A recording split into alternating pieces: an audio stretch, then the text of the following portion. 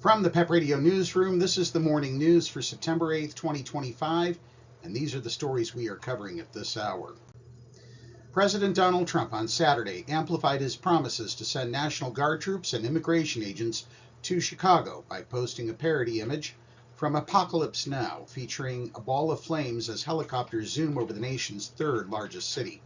"I love the smell of deportations in the morning," Trump wrote on his social media site.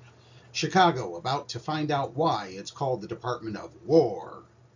The president offered no details beyond the label Chipocalypse Now, a play on the title of Francis Ford Coppola's dystopian 1979 film set in the Vietnam War, in which a character says, "I love the smell of napalm in the morning."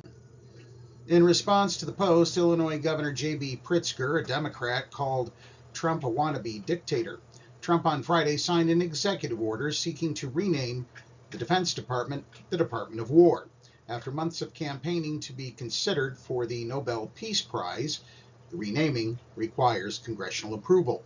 The illustration in Trump's post shows him against a backdrop of the Chicago skyline wearing a hat matching that of the movie's war-loving and amoral Lieutenant Colonel Kilgore, played by Robert Duvall. Trump's weekend post follows his repeated threats to add Chicago to the list of other Democratic-led cities he's targeted for expanded federal enforcement. His administration is set to step up immigration enforcement in Chicago, as it did in Los Angeles, and deploy National Guard troops. Details about Trump's promised Chicago operation have been sparse, but there's already widespread opposition.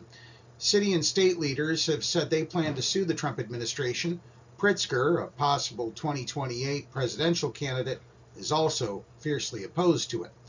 "The president is threatening to go to war with an American city," Pritzker wrote on X over an image of Trump's post. "This is not a joke. This is not normal."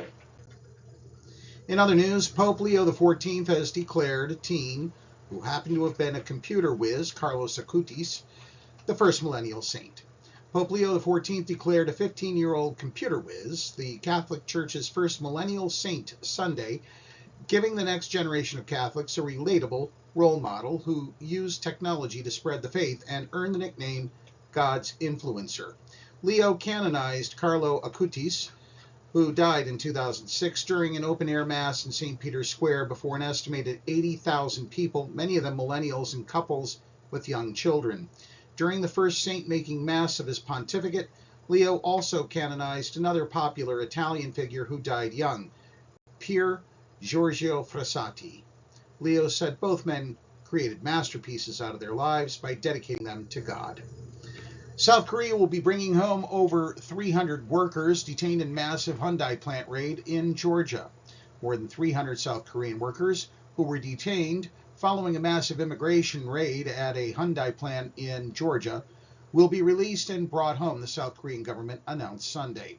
Kang Hoon-sik, chief of staff for President Lee Jae-myung, said that South Korea and the U.S. had finalized negotiations on the workers' release. He said South Korea plans to send a charter plane to bring the workers home as soon as remaining administrative steps are completed. Foreign Minister Cho Hyun is set to leave for the U.S. on Monday for talks related to the workers' releases, South Korean media has reported. And for the Powerball, the lottery, well, wow.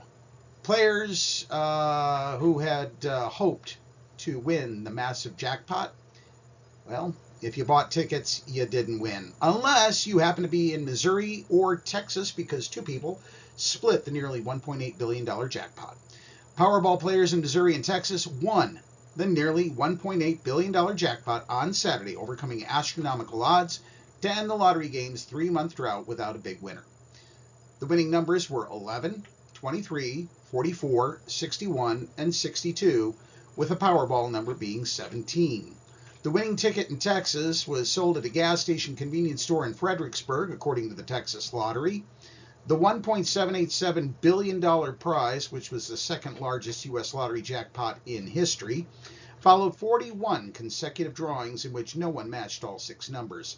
The last drawing with a jackpot winner happened May 31st. Powerball's terrible odds of 1 in 292.2 million are designed to generate big jackpots, with prizes growing as they roll over when no one wins. Lottery officials note that the odds are far better for the game's many smaller prizes. There are 3 drawings each week. And that's the news at this hour. If you are watching our news videos on YouTube, be sure to subscribe to our channel. PEP Radio is now available on the Live 365 app, the PEP Radio page at paequality.com, Roku, and Alexa. Up next, we have the Meadville area weather forecast here on PEP Radio.